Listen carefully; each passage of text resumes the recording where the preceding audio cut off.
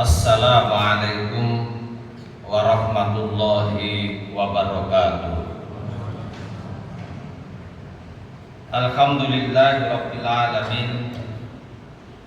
Alhamdulillahilladzi an'ama 'alaina wa hadana bi ni'matil imani wa dinil Islam.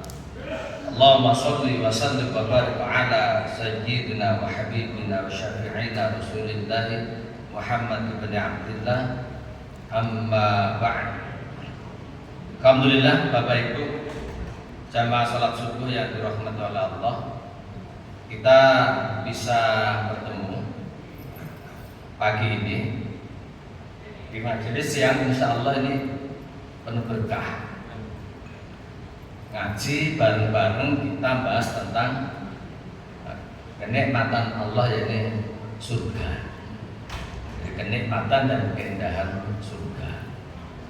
Bapak Ibu, keyakinan yang kuat terhadap jannah itu di dalam lintasan sejarah mampu menggerakkan seorang sahabat Nabi. Ada sahabat Nabi itu namanya Julaib sama Hanzal, kalau nggak salah Hanzalah bin Amir atau siapa. Saat ada sahabat Julaib itu orangnya kecil, hitam, kemudian dia mau dinikahkan dengan perempuan sangat cantik. Ketika mau nikah, ada panggilan perang jihad. Rasul mengumumkan bahwa akan dilakukan perang atau jihad, yakni perang Uhud. Berangkat ini sahabat ini, langsung berangkat. Jadi dan dia syahid di sana. Di satu riwayat dijelaskan sahabat ini ketika itu makan kurma sisa satu.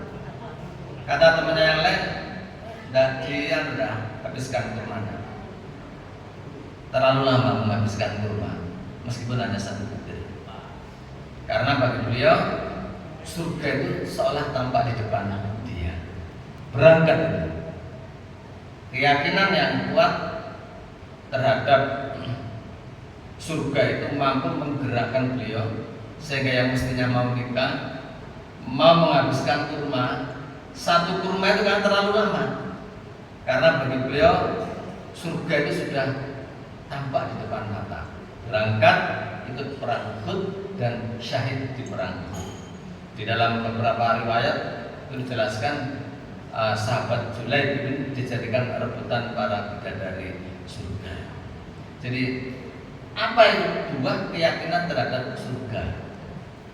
Bapak Ibu, sebelum ke sana saya ingin berikan sebuah peta konsep, ya, artinya di mana posisi pembahasan terkait dengan surga dan neraka itu.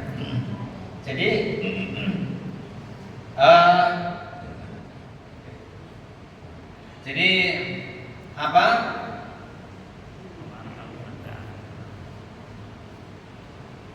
Dunia ini kan dulunya tidak ada. Kemudian diciptakan oleh Allah, ada dunia, kemudian ada nanti kehidupan setelah dunia. Jadi yang tengah itu dunia, yang sebelumnya itu hanya Allah yang ada. Hanya Allah yang ada, kemudian Allah menciptakan dunia, kemudian memberikan aturan dan mengutus Rasul agar umat manusia ini kenal aturan ini. Saya sebentar.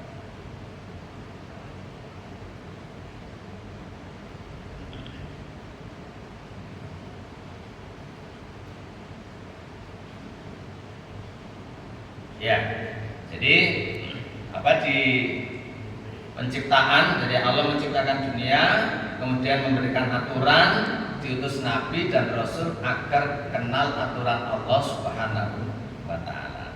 Nanti setelah kehidupan dunia ada namanya hisab, ada namanya surga, ada namanya neraka. Jadi posisi pembahasan surga neraka itu terkait dengan pembahasan perkara-perkara yang akan kita alami setelah kehidupan dunia. Bapak Ibu, artinya apa? Artinya bahwa di dunia ini kita harus hati-hati. Kenapa? Nanti setelah di dunia itu akan ada kehidupan setelah dunia. Di sana ada hisab, ada surga, ada neraka. Ini beda dengan orang yang nggak iman. Kalau orang yang nggak iman, misalkan orang Jepang itu ya, dia sempat banyak masalah di dunia. Solusinya apa? Kalau orang Jepang bunuh diri. Dia menganggap bahwa setelah kehidupan dunia itu selesai, tidak ada masalah. Sehingga dia ngambil keputusan itu. Sikap ini tentu tidak akan nempel di orang yang iman terhadap ini sebelum kehidupan dunia dan setelahnya. Allah akan menjelaskan itu ya di dalam surat Al-Baqarah.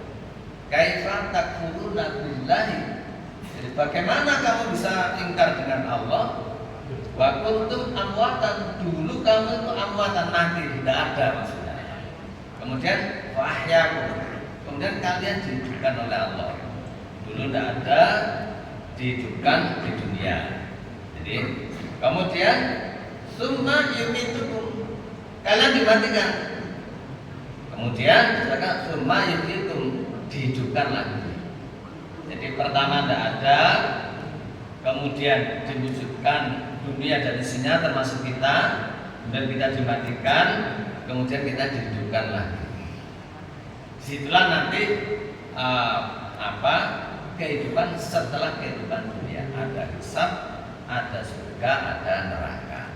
Makanya orang itu kalau iman mesti segala perbuatan di dunia dia mikirnya mesti bagaimana nanti di akhirat, boleh enggak, ada azab enggak, ada dosa enggak, karena kalau dosa akibatnya nanti di akhirat gitu.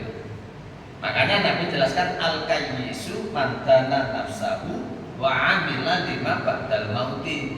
Orang yang paling pintar itu kalau di dunia dia mesti berpikir amal setelah mati. Maksudnya apa? Dia mesti berpikir kalau melakukan perbuatan boleh enggak? Ini kalau saya lakukan di dunia, nanti setelah kehidupan dunia itu di mana? Apakah dapat surga atau neraka? Itu orang yang pintar. Sehingga tidak ada istilahnya sekulerisme. Sekulerisme itu menganggap dunia dan akhirat tidak ada hubungan.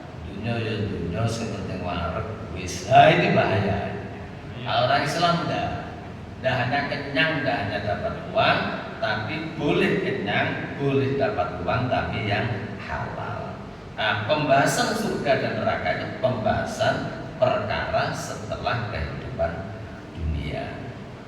Bapak Ibu, perjalanan kita setelah kehidupan dunia itu ya, itu kan yang pertama ya, dari dunia, kemudian terus dari paling bawah itu, kemudian alam barzakh, kita meninggal, kemudian apa? Ada di Pancakakala hari kiamat ini ya, di Pancakakala.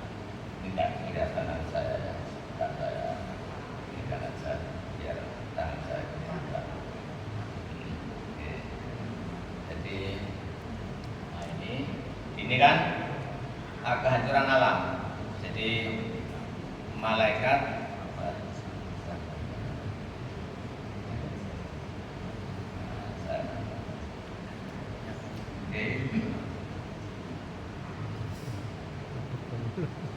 nah ini ya, jadi ini ada sebelah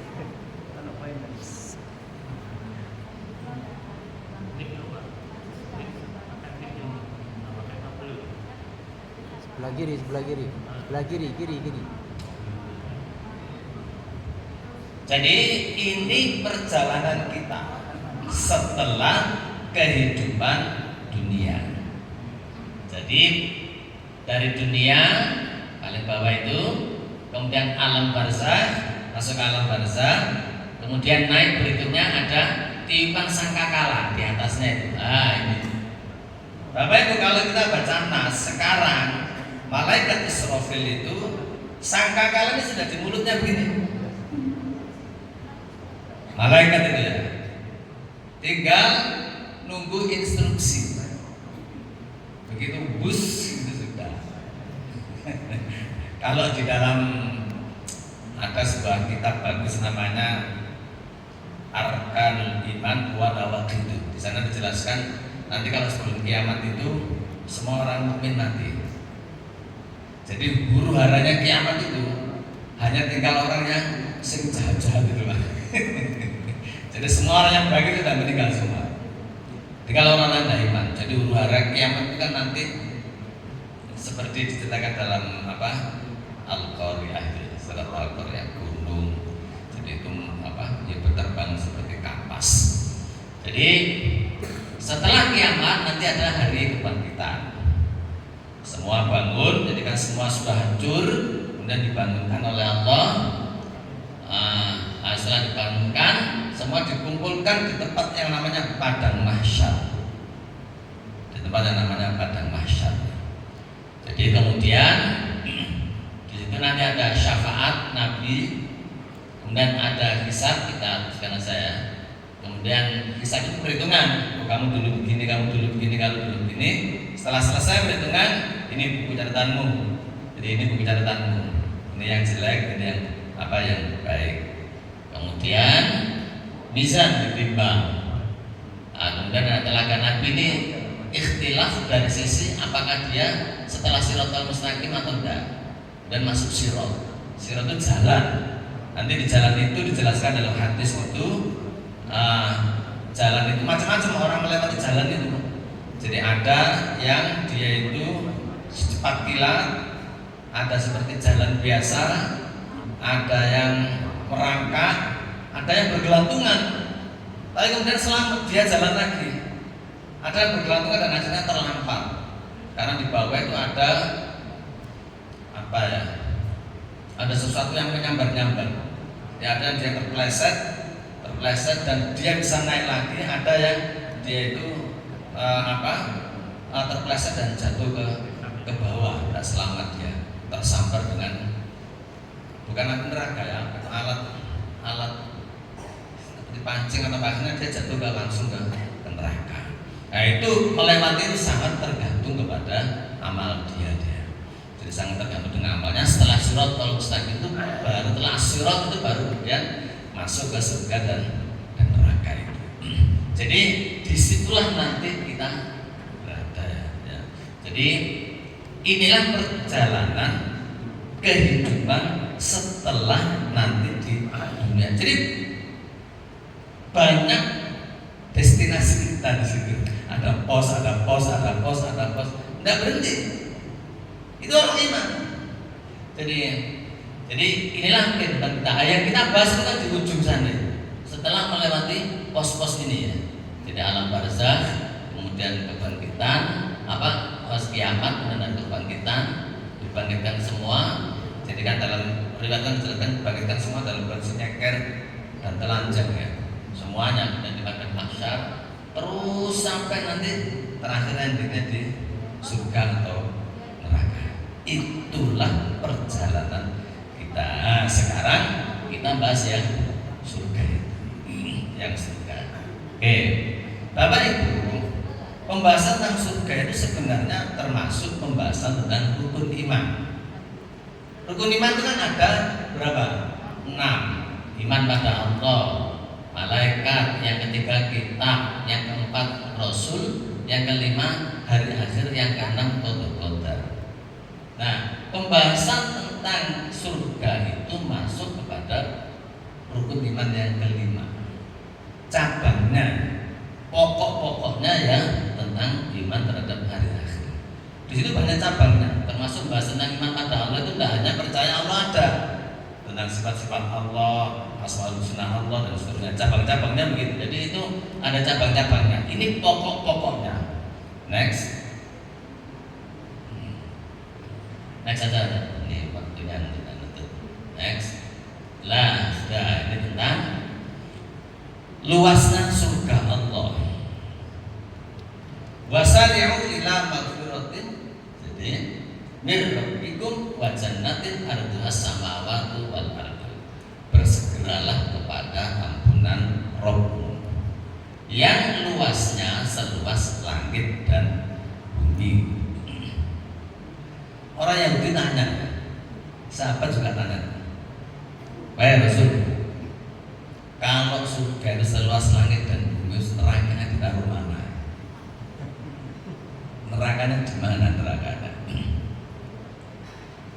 Bapak Ibu, ini kalau dalam tafsir ya, itu dijelaskan di baris yang ketiga itu wajan nanti arduhas samawati wal ardh. Jadi surga itu luasnya seluas langit dan bumi. Jadi itu arduha ka'ardihima, yakni luasnya surga ka'ardihima seperti luasnya langit dan bumi. Wa dzikrul irdulil mubalaghah. Jadi menyebut luas ini untuk mubalaghah. Mubalaghah itu fi wasfiha bisi'ati ala tariqati tamtsil apa? Untuk menunjukkan makna superlatif. Superlatif itu makna sangat. Kalau besar itu biasa ya. Tapi kalau orang Indonesia untuk makna superlatif itu ditambahi u. Besar itu biasa, tapi kalau besar itu gede banget. Pasti ditambahi u makna superlatif. Kalau kecil itu biasa, tapi kalau ditambah u, kecil itu sangat kecil. Kalau jauh itu biasa, tapi kalau ditambah jauh, nah itu sangat jauh. Nah itu dalam bahasa Arab namanya mubalaghah. Mubalaghah. Surganya Allah itu sangat luas. Cuma untuk mendeskripsikan luasnya seberapa itu sukar digambarkan. Nanti kan surga kan malah ainun ro'at wala udhunun sami'at kan gitu. Surga itu kita nggak pernah tahu, nggak pernah lihat, nggak pernah mendengar. Kenikmatan surga. Jadi cuma ini yang dijelaskan kata yang mewakili. Jadi luas, yang paling luas yang bisa ditangkap oleh manusia itu langit sama bumi. Mestinya ada seperti itu, lebih luas.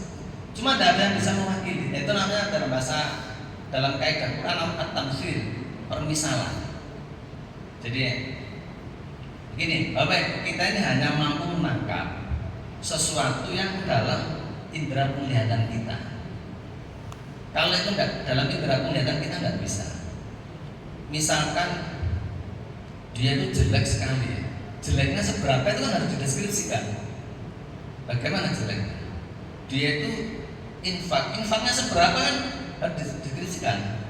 Orang kafir ketika mereka disiksa dalam neraka, mereka bilang, ya Allah, kami ingin infak agar kami bisa diakui orang iman. Dijelaskan dalam Quran, kamu mau infak apa kamu? Kamu berikan semua hartamu, tapi itu enggak kurang superlatif. Saya kalau jelaskan gini, kalau kamu infak dengan emas, dahaban milul ardi dahaban, kamu sedekah infak dengan apa? Emas. Berapa gram? Bukan gram. Berapa kilo? Bukan kilo. Atau kintal? Enggak kintal. Ton? Enggak ton. Emas sebesar bumi kata Allah. Dan itu untuk menunjukkan bahwa apapun yang kamu punya kamu berikan loh, karena ini sudah di akhirat. Tetap kamu tidak diakui bahwa kamu iman. Sudah di akhirat tidak ada tobat. Itu orang kafir saking menyesalnya. Nah itu kan namanya dalam bahasa Arab mubalaghah. Ya seperti tadi, kecil, kecil, besar, besar, berat, berat, gitu. Itu mubalaghah. Nah, termasuk surga. Luasnya lebih dari itu. Cuma untuk menjelaskan itu gimana? Kata yang paling mewakili ya seluas langit dan bumi. Jadi nggak usah mikir gue nggak cukup yang apa. Nggak lagi. Orang penduduk bumi dari zaman Nabi Adam sampai sekarang, apa cukup surga itu? Nggak usah mikir itu. Oke, next.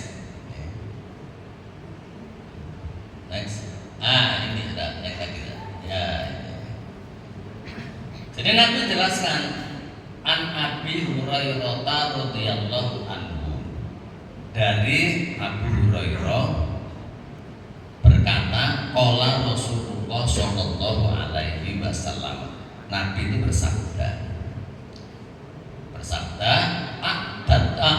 uiddat li'ibadi sholihina, disiapkan oleh Allah untuk hambaku yang soleh itu mala ainun ra'at, maksudnya surga yang la ainun ra'at, mata ini tidak pernah melihat,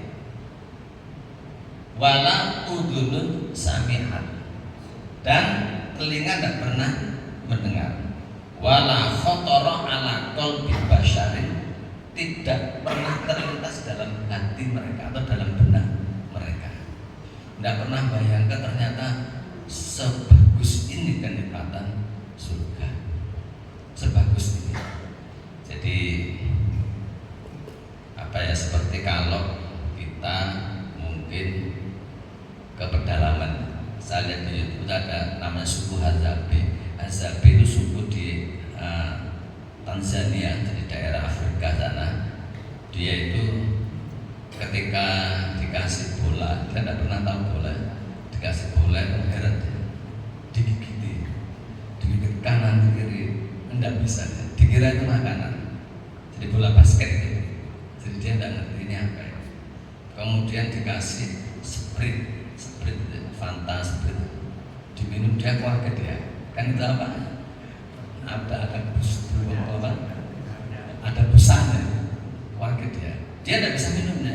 Jadi dia minumnya itu kan, dia itu kalau makan ya, misalkan dia berburu kerang, dibakar gitu aja, habis dibakar sudah kakinya diputus, dimakan, itu langsung dia makan. Sebuah zat, tidak ada peneliti dari barat itu dia masuk ngasih minuman Coca-Cola ini apa Sprite, tapi yang kalengan, dia tidak bisa makannya karena tidak pernah tahu. Dan nanti surga, kata Nabi itu, surga itu nanti malah ainun ra'at, mata tidak pernah melihat, wala udhunun sami'at, dan kita belum pernah mendengar, wala khatar ala qalbi basyar, tidak pernah terlihat di dalam benak, terlintas dalam benak kita seperti itu. Tanya sama situ. Oke, next. Nah, jadi ini terjemahannya tadi ya. Persepsi pikiran berakhir dengan apa yang dilihat mata terhadap hal yang terlihat. Jadi dia hanya mampu menjelaskan sesuatu yang dia pernah lihat. Kalau tidak pernah lihat tidak bisa dia. Ya sebagaimana suku Hadzabe di Tanzania itu dikasih Sprite itu dia bingung makannya. Jadi ini gimana makannya dia?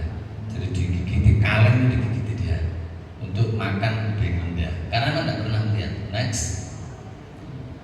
Nah ini ya, di dalam kitab At-Tahrir wa Tanwir dijelaskan, kullu dzalika, semua yang dijelaskan tentang kenikmatan surga itu qalilun, itu hanya bagian sangat kecil fi janibi ma'adda lahum fil jannah.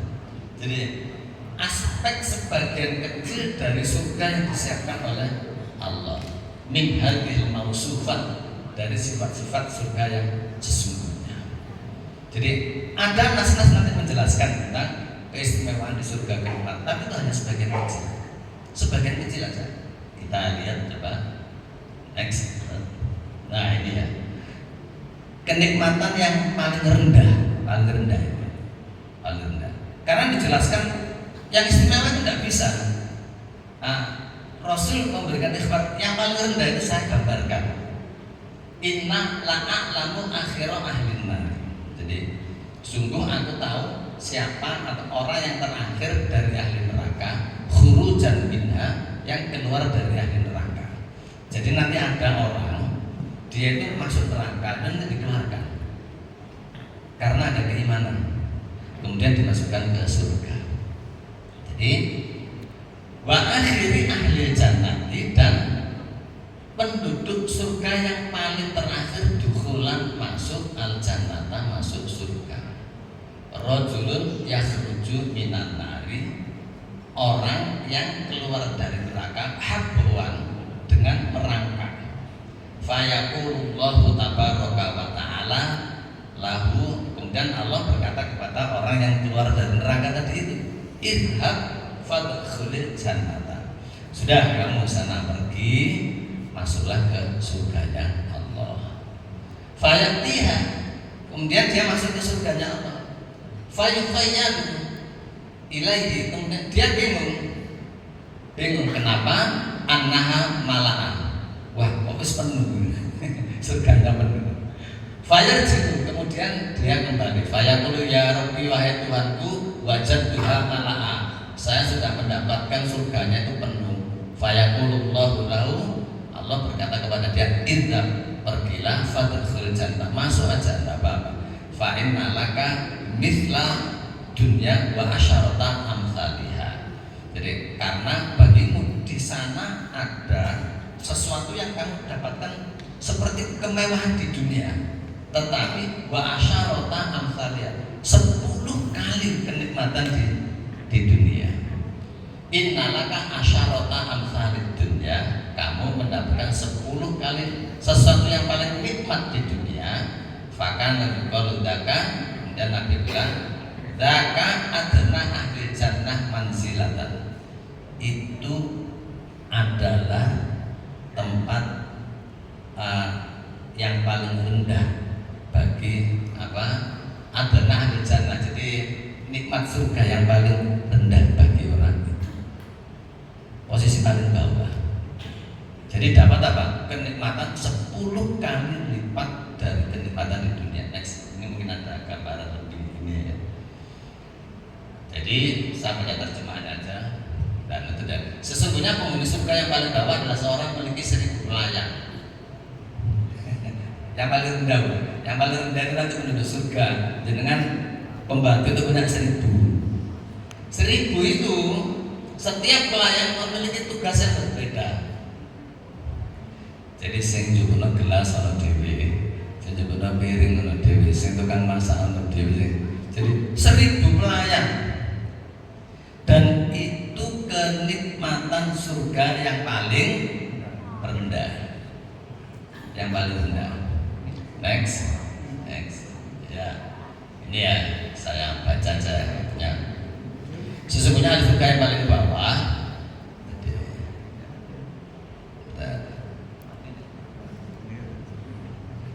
Yang baris keempat itu ya, diberikan kepadanya, nah ya atasnya sebelahnya geser, diberikan kepadanya tempat tinggal seluas pandangan matanya dalam jarak perjalanan 100 tahun.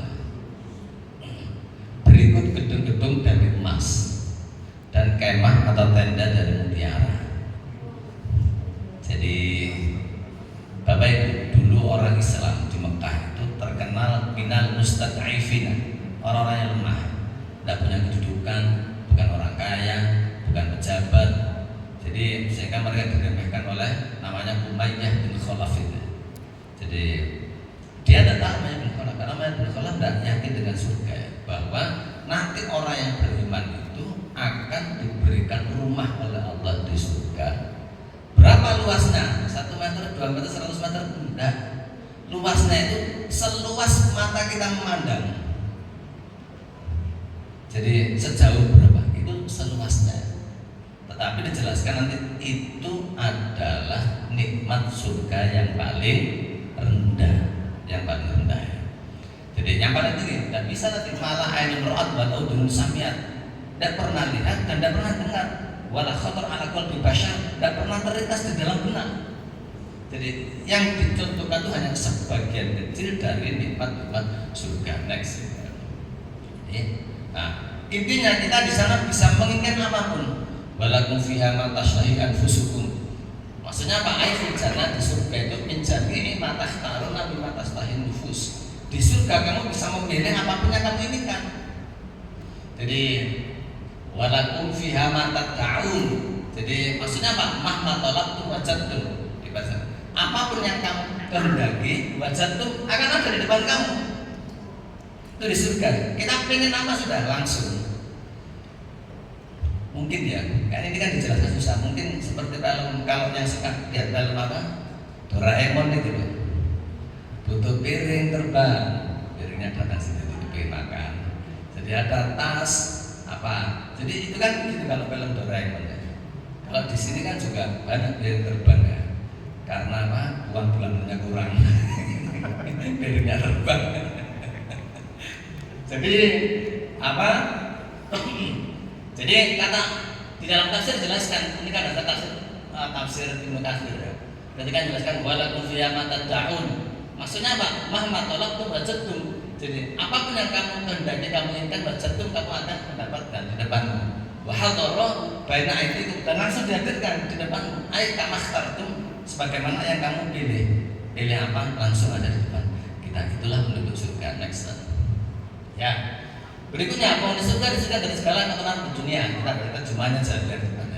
Rombongan pertama yang masuk surga memiliki rupa seperti bulan purnama. Mereka tidak pernah membuang dahak, ingus maupun ludah.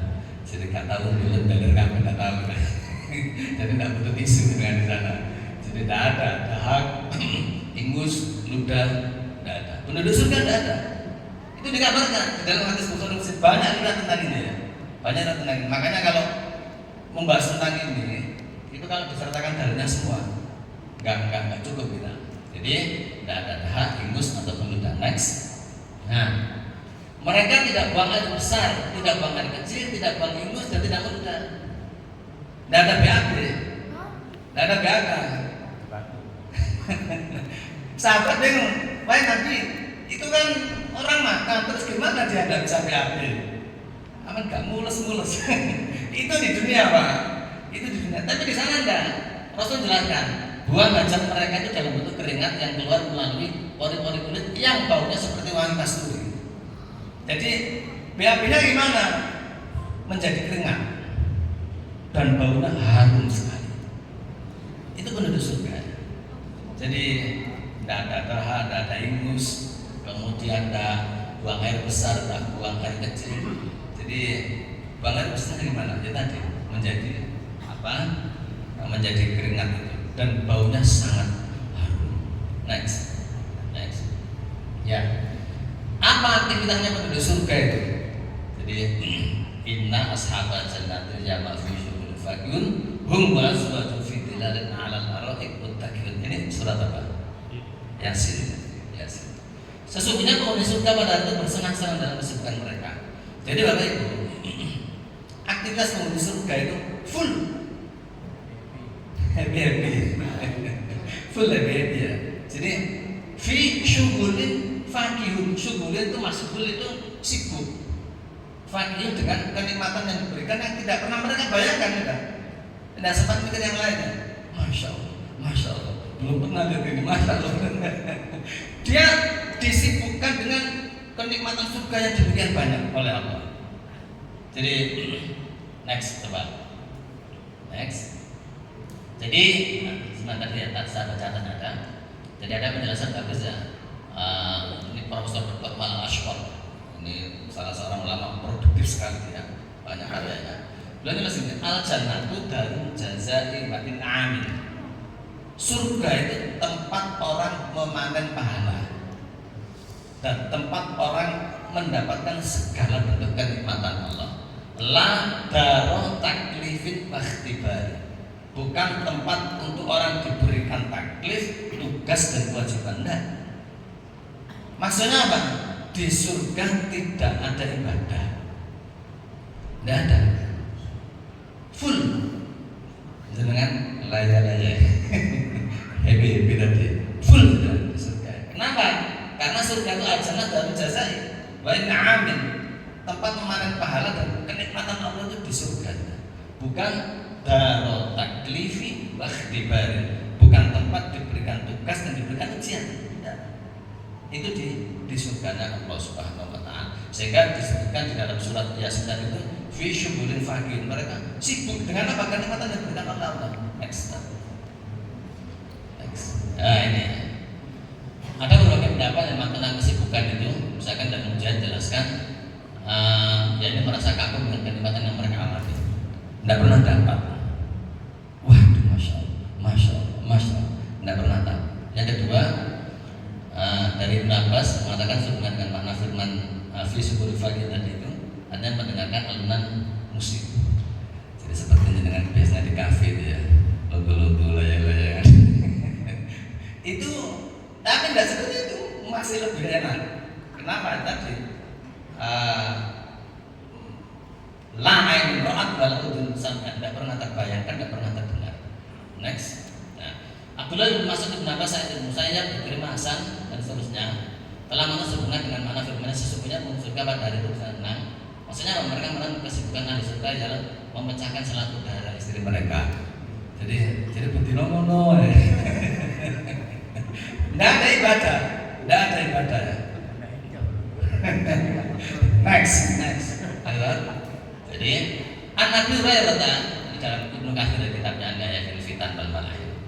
Su'ila Rasulullah sallallahu alaihi wasallam, Nabi ditanya, hal yamassu ahlul jannah azwajahum.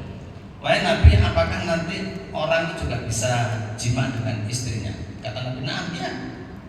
Bisa. Bida kan la yamallu wa syahwatul la tanqadi." Dengan dakar yang la yamallu.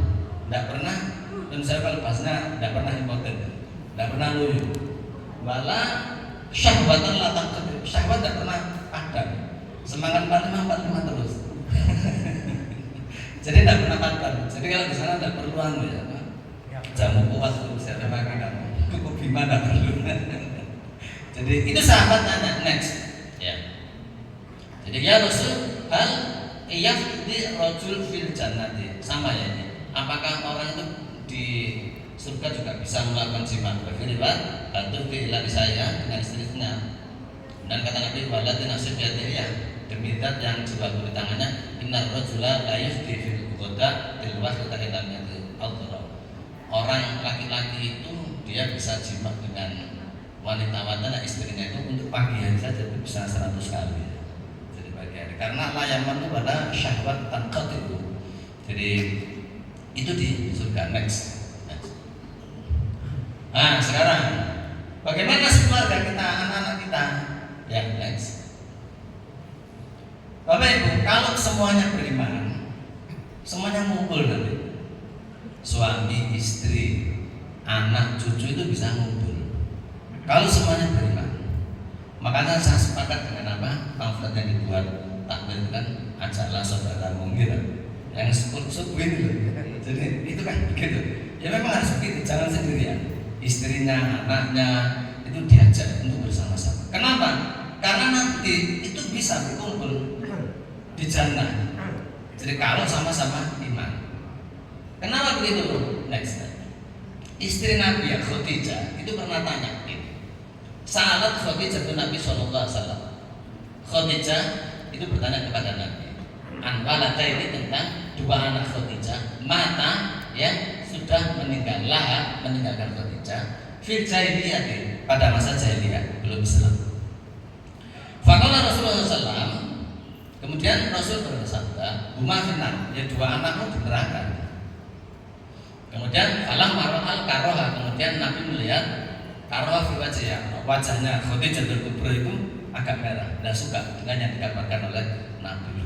Kok di neraka anak saya, anak dari suaminya yang sebelumnya. Lau ra'aiti maka nahma la abghadtihima. Wahai Khadijah, kalau kamu tahu mereka, kamu pasti akan marah dengan mereka. Dan kenapa tidak menerima tauhid ya? Qalat dan Khadijah berkata, ya Rasul, fawalatu minka, kalau anakku yang dari engkau gimana? Dari Nabi Muhammad maksudnya. Fil jannah, yaitu ada di surga. Summa qala Rasulullah, dan Nabi bersabda, innal mu'minina, orang-orang beriman, wa auladuhum, dan anak-anak mereka yang juga beriman, fil jannah, ada di surga bersamaan. Wa innal musyrikina, dan orang-orang musyrik, wa auladuhum, dan anak-anak mereka finnari di neraka. Jadi Bapak Ibu, kalau anak-anak kita, istri kita itu sama-sama beriman dan menjalankan ketaatan, insya Allah nanti di surga menjadi satu. Oke, next. Sekarang ini istriku dengan siapa di surga? Next. Ada sahabat tanya ya, Ummu Salamah. Ummu Salamah tanya begini, ya Rasul, almar'atu minna, sebagian wanita di suku kami, di lingkungan kami, itu tatazawwaju zaujaini wasalasah wal arba'ah. Kadang mereka itu menikah lebih dari satu. Ada yang nikah 2 kali, ada yang nikah 3 kali, ada yang nikah 4 kali. Suma tamu kemudian meninggal.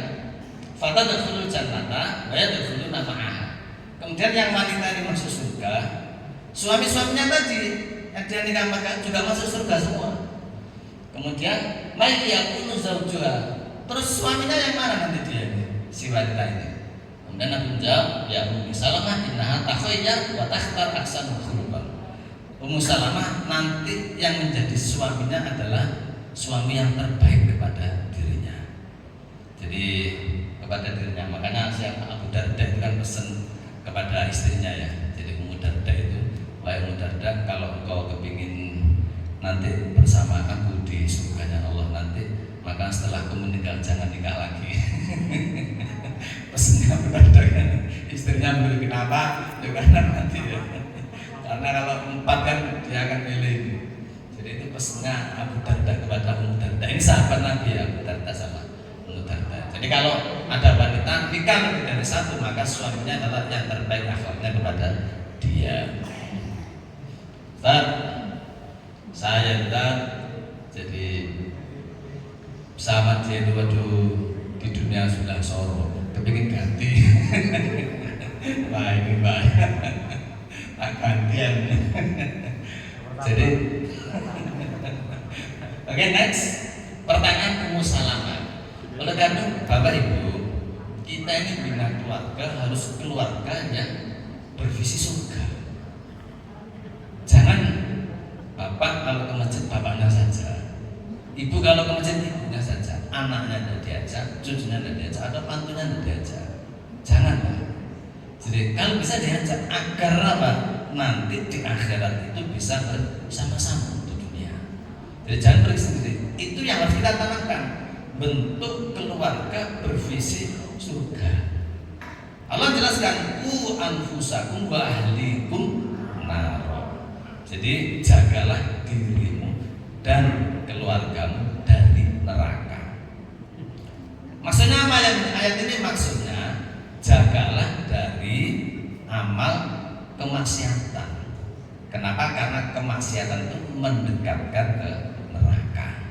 Jadi sehingga dalam tafsir yang next ini ya, 1, didik anak dan ajari anak-anak kalian dengan amal yang bisa mendekatkan ke surga. Jadi harus kita kenalkan anak kita ya. Saya kemarin ke rumah ibu ya. Kemudian ada tetangga itu punya anak perempuan, tapi anak perempuan ini sudah punya anak. Dia punya anak 1 perempuan, anaknya perempuan sudah punya anak, dia punya cucu. Masalahnya tidak ada ayahnya. Jadi sekarang itu banyak ya orang-orang yang mau niru Maryam. Jadi punya anak dan punya ayah. Jadi dia ini marah-marah sama ibunya. Lawang udah gedor-gedor, itu tua gak ngerti tua itu. Sampai segitu, waduh gedor-gedor gitu. Saya bilang ke ibu, masih ingat dulu anaknya kan pernah mau saja ngaji, diajari ngaji. Dan apa harus gak usah ngaji-ngajian, kok gak oleh kerudungan, kok dikongkon sholat, dikongkon ini. Ya itulah hasilnya. Kalau anak tidak dikenalkan dengan Islam, pasti suatu saat. Jadi kalau masih kecil ya, itu ibunya yang dia apa? Kalau masih kecil tidak ada masalah. Kalau sudah besar, maka kelak anak itu akan bisa membuat nangis ibunya atau orang tuanya jika tidak dikenalkan dengan agama. Bapak Ibu, anak kita kenalkan agama itu karena kita sayang, agar kelak tidak hanya kita yang di surga, tetapi juga anak-anak kita, cucu-cucu kita. Yang pertama. Yang kedua, agar kelak dia itu juga tidak susah buat dirinya dan juga tidak susah buat kita. Coba dulu itu kalau dia ikut ngaji, ini selalu tidak begitu. Jadi karena dia tidak ikut ngaji ya, jadi sama setengah dulu mau ikut ngaji itu tidak boleh dimarahi, diajak istri ngaji itu dimarahi. Jadi ada 2 orang di kampung saya itu, satu gang sama kejadiannya sama semua. Mau mirip apa? Siti Maryam tadi. Punya anak dan punya bapak. Jadi makanya harus kita kenalkan ke amal ketaatan apa? Membentuk keluarga bervisi surga. Next, sedikit ini ya. Next, oke, next. Ya, khotimah ya, penutup. Bapak Ibu, yang bisa mengantarkan ke surga itu hanya ketaatan kepada Allah, hanya keimanan kita. Itu Nabi bersabda begini. An Abi Sa'id Al-Khudri radhiyallahu anhu an Nabi sallallahu alaihi wasallam, qala yadkhulu al-jannah jannata. Jadi penduduk surga masuk ke surga, wa ahlun nar dan neraka masuk neraka. Suma yaqulu ta'ala akhriju minan nar. Dan Rasul Allah berfirman, akhriju minan nar. Ada orang disuruh keluar dari neraka. Coba itu keluarkan dari neraka dia.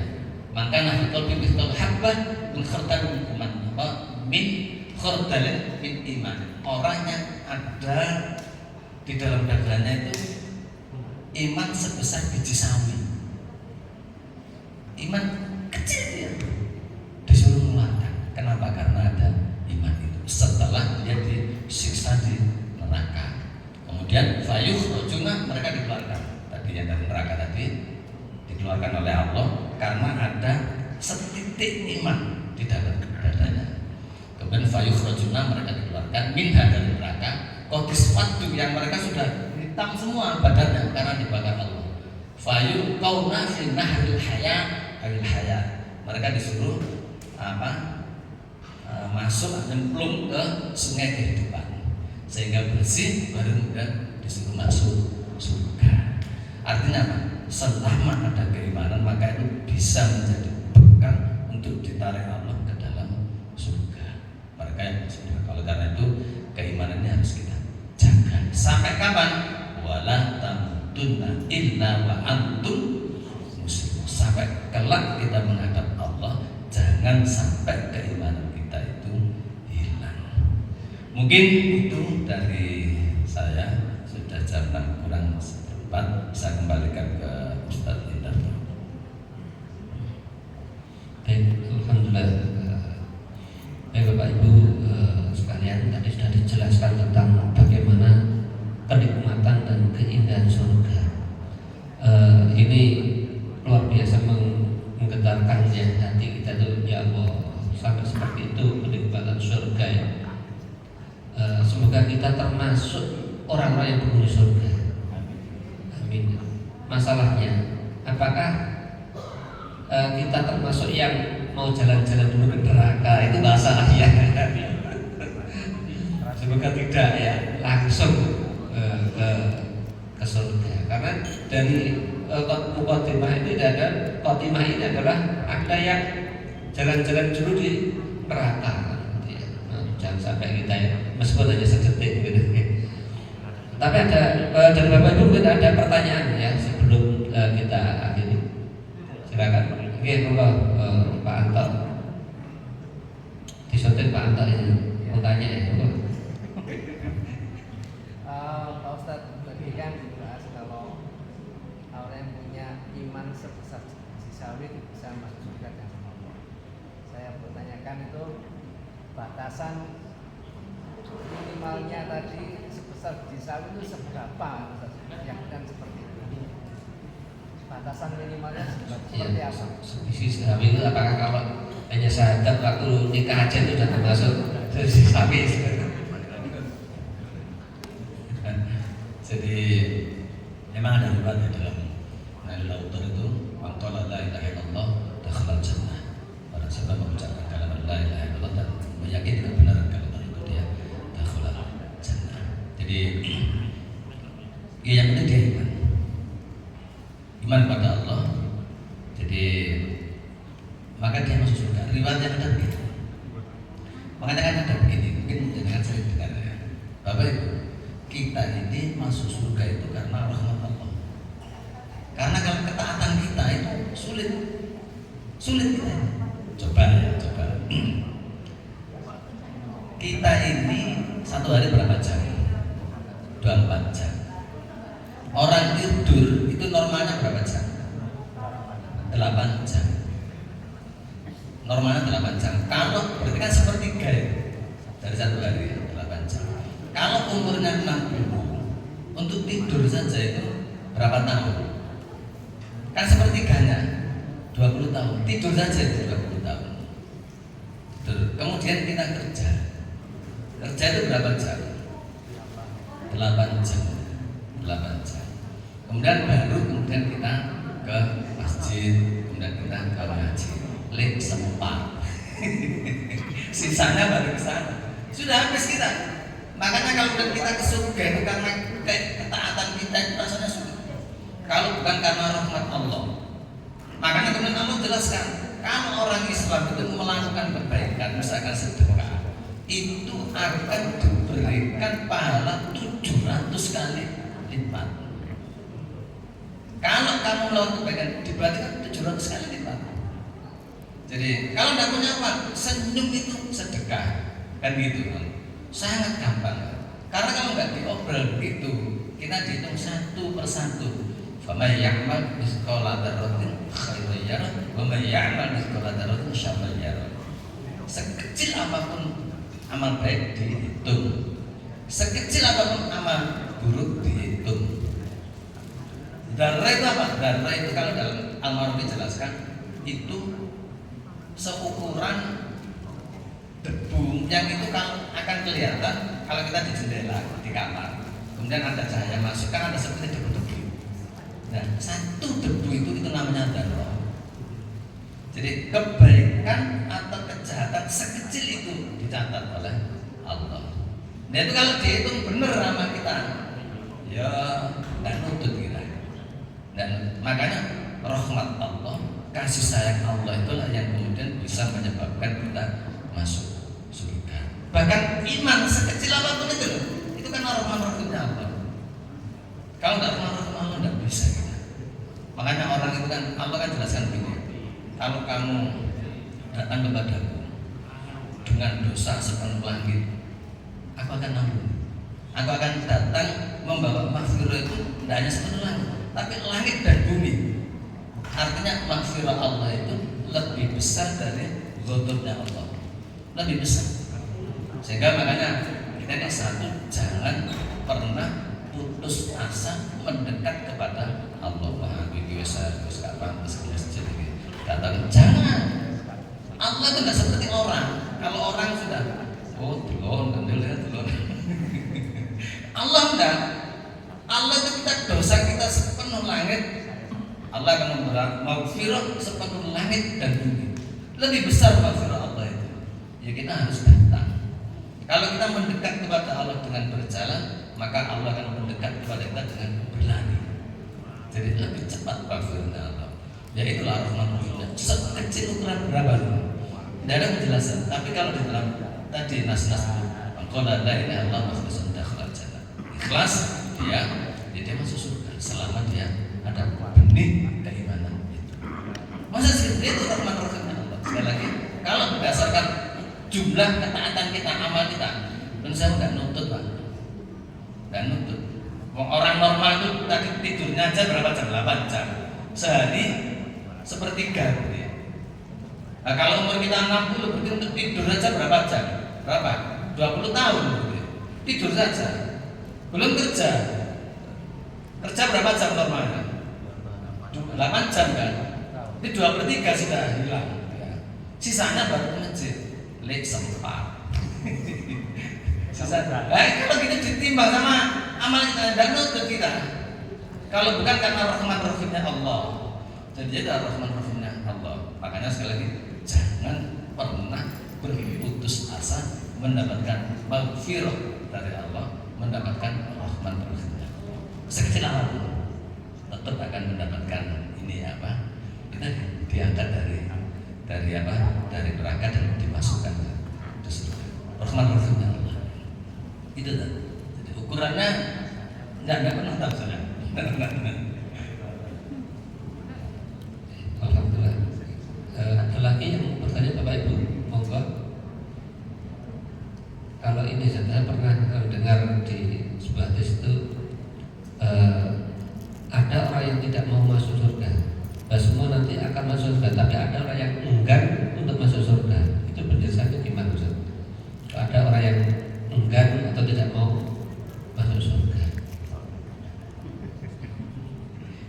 Di dalam kitab menyampaikan hadis ini. Kullu ummati yadkhuluna jannata. Semua umat masuk surga nanti. Semua. Yang penting tetap ada keimanan. Tapi kan nanti kata Nabi begini. Tetapi ilamat apa? Kecuali orang yang memang aras-arasan, tidak mau masuk surga. Sahabat itu, Nabi ada tak orang nggak pengen masuk surga? Ada. Siapa? Siapa yang orang nggak ingin masuk surga?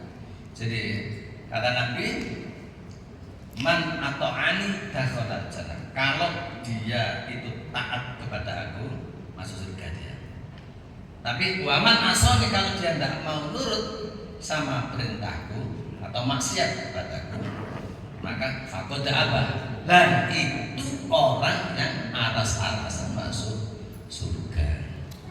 Nabi jelaskan disuruh sholat, kita tidak mau, lah itu masuk kategori orang yang aras-arasan masuk surga. Nabi nyuruh kita misalkan puasa Ramadan, kita tidak mau, nah ini masuk kategori orang aras-arasan masuk surga. Jadi dia dimasukkan ke neraka. Apa dia nanti masuk surga? Bisa jadi masuk kategori tadi, orang yang dia itu masuk surga, tapi tadi Ustaz Darto menyebutkan, tapi jalan-jalan dulu ke neraka. Naudzubillah kan.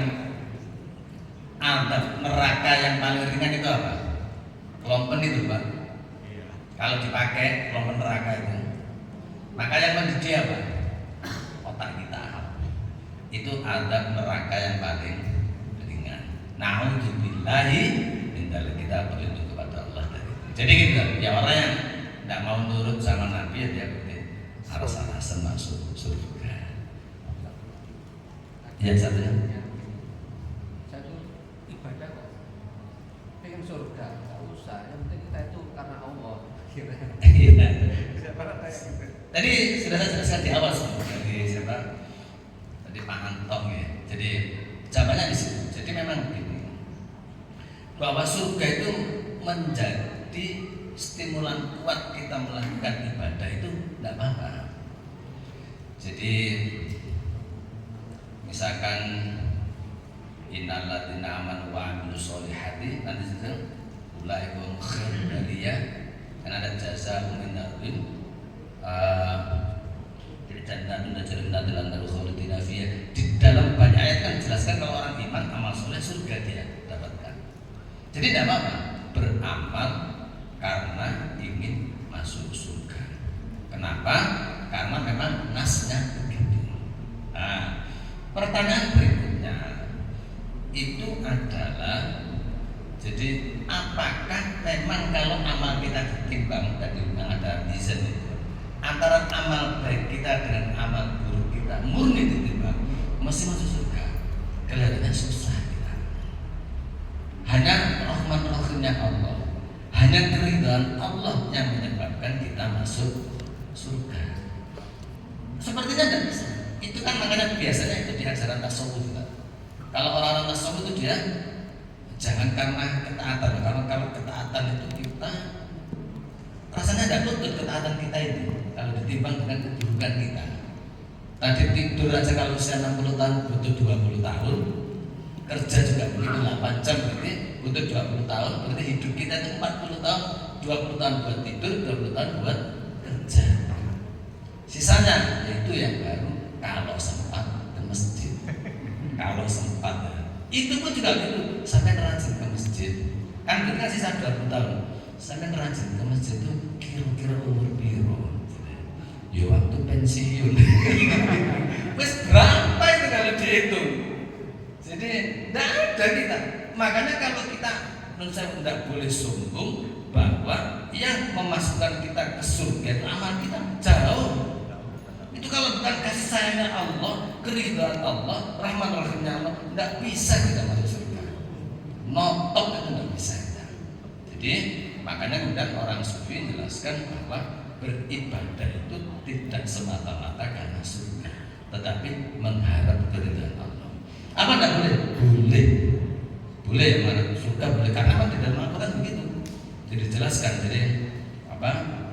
bahwa mereka mendapatkan pahala dan mendapatkan surga bagi mereka yang melakukan kebajikan. Man 'amila sholihan min dzakarin wa unsa. Jadi itu barang siapa yang melakukan amal soleh baik laki dan atau perempuan akan diberikan kehidupan yang lebih baik dan diberikan pahala yang lebih baik dari yang dia lakukan. Jadi tidak ada masalah apa-apa. Hanya saja tadi bahwa kita tidak boleh sombong bahwa beribadah itu masuk surga itu semata-mata yang menyebabkan adalah amal kita, tidak nyucuk amal kita ini. Jadi mungkin itu kan jawabannya. Alhamdulillah, jawaban luar biasa ya. Semoga apa yang telah menjadikan diberikan penjelasan tadi semakin menguatkan kita, tidak ada perasaan sombong karena ibadah kita, tapi benar-benar karena keimanan dan harapan kita mendapatkan rahmat Allah Subhanahu wa Ta'ala. Sebelum kita akhiri, kami mohon diberikan doa Ustaz, semoga kita bisa istiqomah, kita nanti juga bisa ketemu berkumpul di